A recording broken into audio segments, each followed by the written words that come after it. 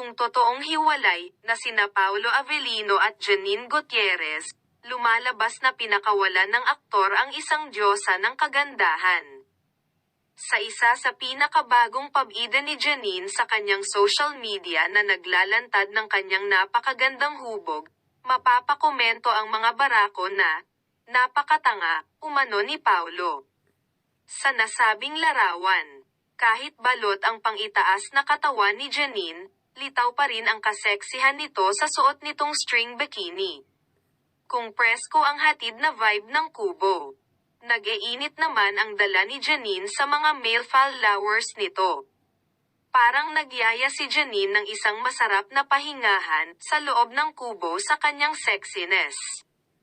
Kung si Janine ang matatawag na dalagang nayon, gabi-gabi siguro itong hinaharana ng mga kelot para lang maangkin ang kanyang puso.